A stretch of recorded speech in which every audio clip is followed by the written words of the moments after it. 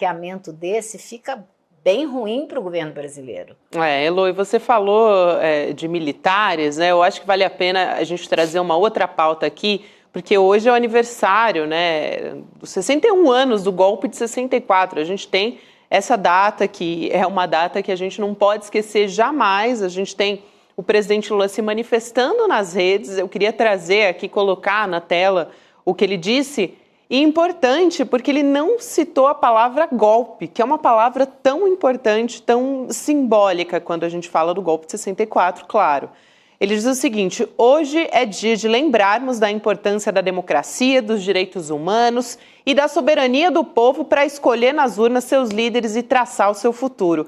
E de seguirmos fortes e unidos em sua defesa contra as ameaças autoritárias que, infelizmente, ainda insistem em sobreviver. Não existe fora da democracia caminhos para que o Brasil seja um país mais justo e menos desigual.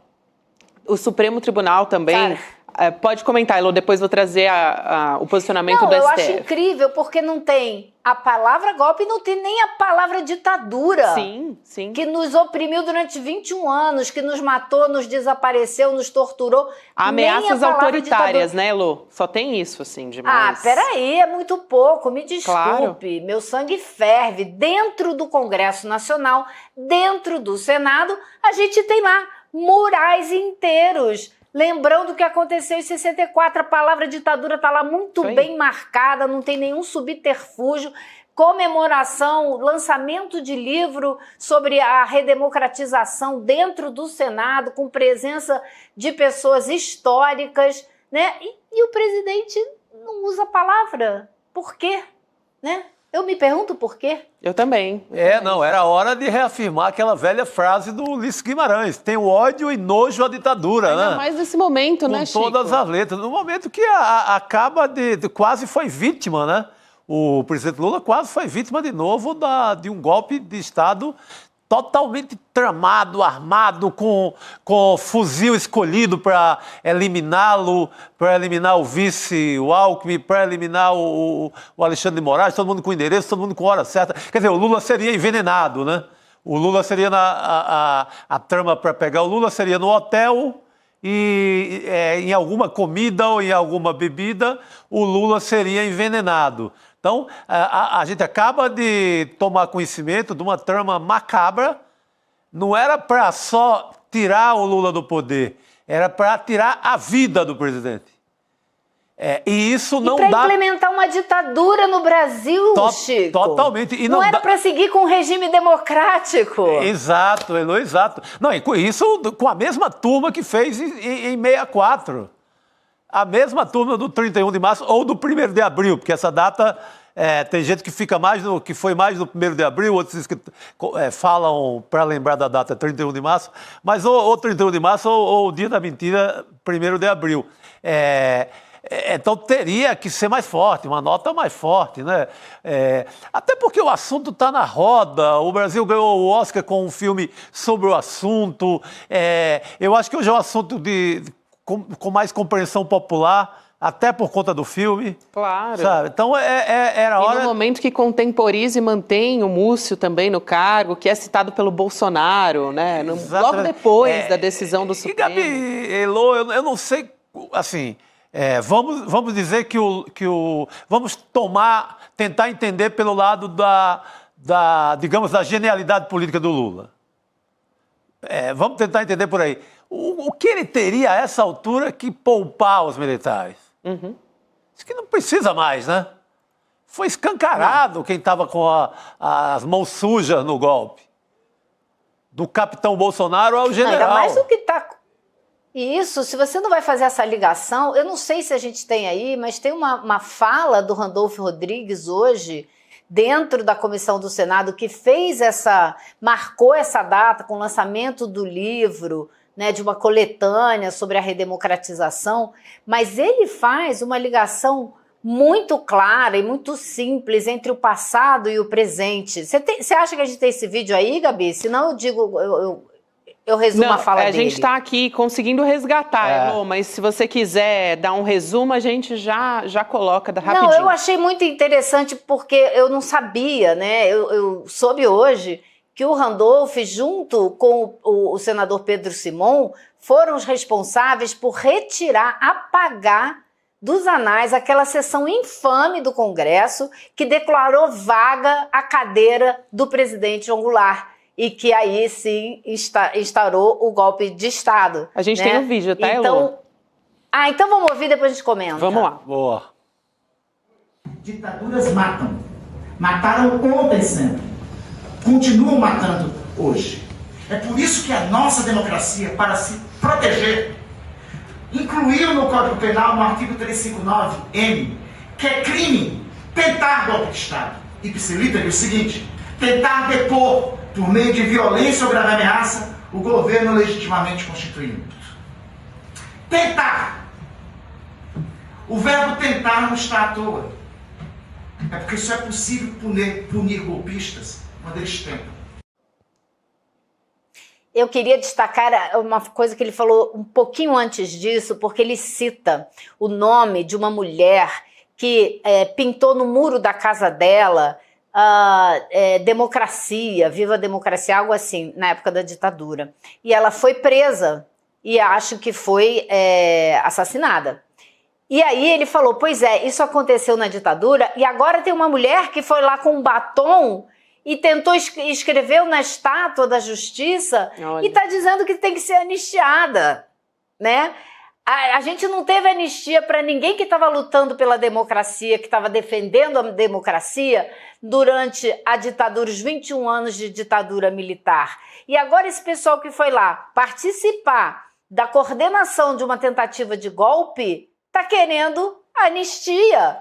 Sabe? Então, assim, eu achei que foi uma ligação muito precisa, muito clara, muito boa que ele fez entre esses dois momentos. E o que importa nesse fio histórico é que a gente não permita que ele passe em branco para que ele nunca mais se repita. Achei que ele colocou o dedo na ferida, Elô. Muito importante você trazer esse paralelo da fala do Randolph Rodrigues.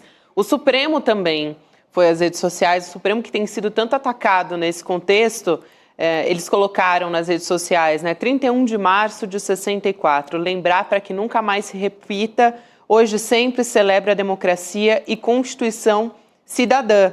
Também, não usaram aqui a palavra golpe, eu estava olhando aqui o tweet completo, a postagem das redes sociais completa, também não usaram a palavra golpe, mas usaram ditadura militar, o que é importante, dar nome ao que aconteceu.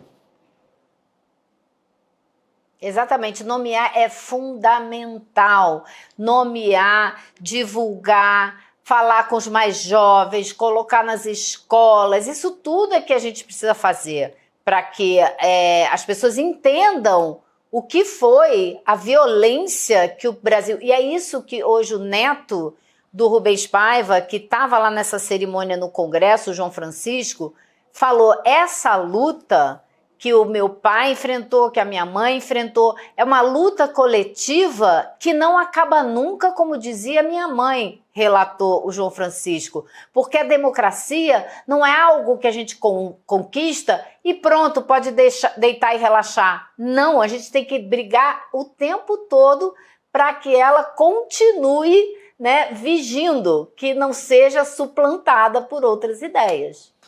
E não acabou, inclusive, porque não apareceu o corpo, as pessoas não foram punidas pela morte, pelo desaparecimento e pela tortura, ninguém foi punido.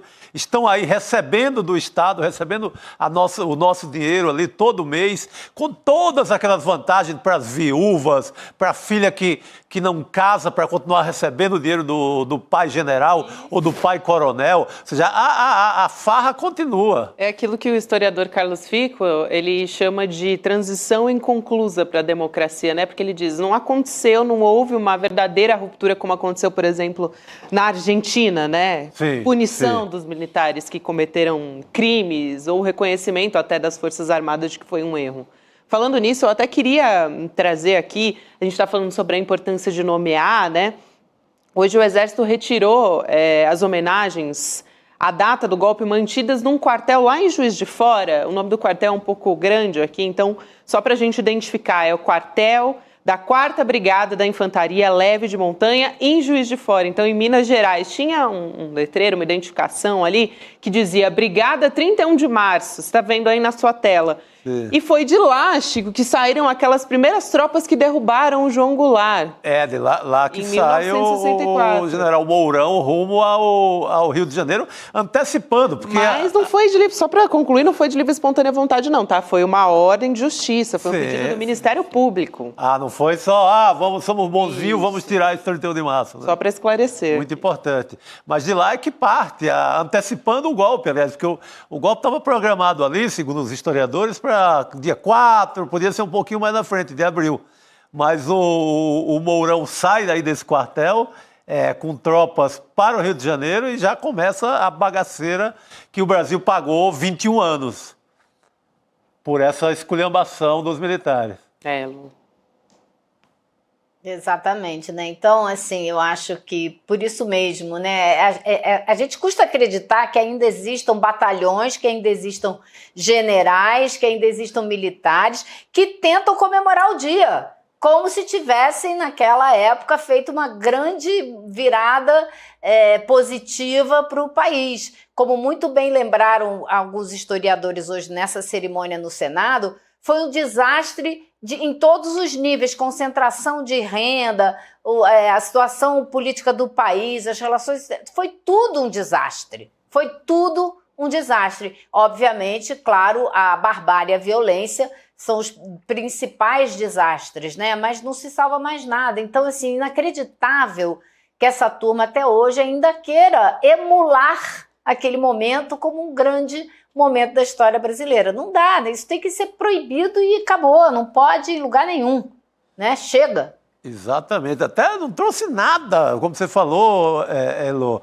O que a gente tinha era 200 mortes de crianças até 1 ano de idade, uma mortalidade infantil violenta, inflação violenta, corrupção em todas as grandes obras da Transamazônica, a Ponte Rio-Niterói, escândalo da Coroa Brastel, escândalo da CAPEM, milhões de escândalos, nada sobra. Importante isso que você fala, porque existe esse mito, né, de que não tinha corrupção, muito pelo contrário. Pelo amor de Deus, tinha 200... É que nem o mito do mito. É o mito do mito, é tudo da mesma mitologia, né? Gente, tinha 200 mil escândalos de corrupção, e não era corrupçãozinha por centavo, não, era coisa pesada.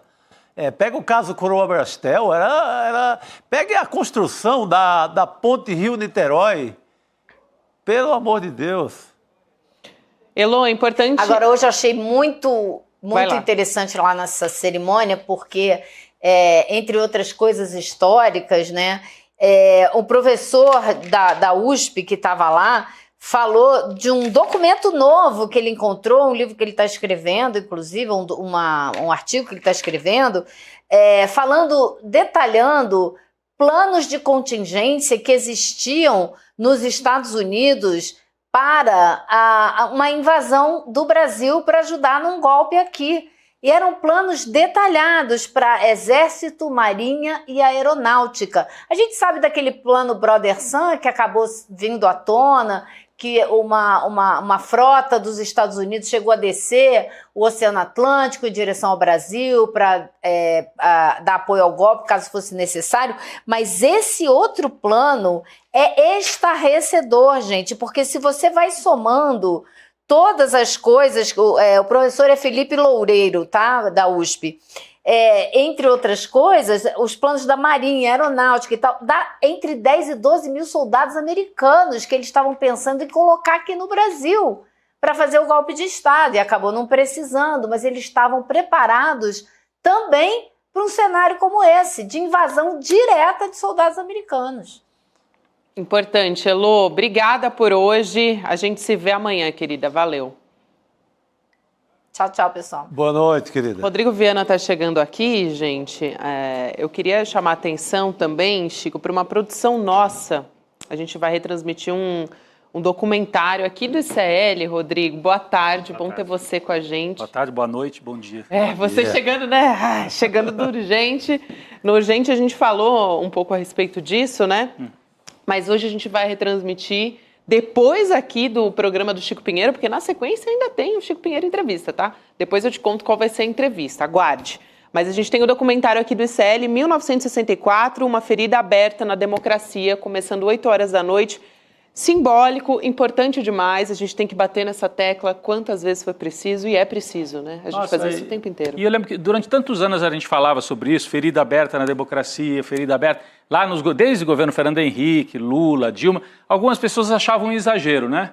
Aí está a maior prova de que é uma ferida aberta na democracia, foi o que aconteceu em 2022 e 2023, e as pessoas pedindo intervenção militar, e os saudosistas da ditadura tentaram implantar uma outra ditadura. E são os mesmos, né? São os herdeiros políticos da turma do Silvio Frota, como eu dizia aqui mais cedo no ICL Urgente. É a turma que era da ditadura e que não queria abertura. Tinha os militares que toparam uma hora, não, vamos devolver para os civis. Vamos lentamente devolver, né? Lentamente. E outros, que é a turma do Bolsonaro, do Heleno e tal, que dizia nem lentamente vamos devolver. E explodiram bombas para impedir a volta da democracia. Essa turma, como não foi punida, tentou de novo. Então, tem que punir, senão eles vão tentar de novo, e de novo, e de novo. Punindo, diminui a chance de que isso aconteça mais uma vez. E esse documentário que você chamou aí conta a história de 64. É importante que as gerações, principalmente mais novas, entendam o que foi, né, o golpe. É isso, você falou de são os mesmos, né? Tem até neto de ditador que continua aí tramando, né? Participou da trama golpista do 8 de janeiro, que começou muito antes, né? Não foi só o Paulo Figueiredo, você diz, né? Exatamente. O avô dele dizia que preferia o cheiro de cavalo ao cheiro do povo. E um dia perguntaram, General Figueiredo, o que o senhor faria se ganhasse um salário mínimo? Ele, daria um tiro no coco. Tiro no coco. Era esse estrupício que governava o Brasil. Que também foi denunciado pela PGR também. O Paulo Figueiredo. O Paulo Figueiredo. Exatamente. Justamente, por participação. Então assistam 1964, uma ferida aberta na democracia nos canais ICL às 8 da noite. É isso aí. Vai ser depois do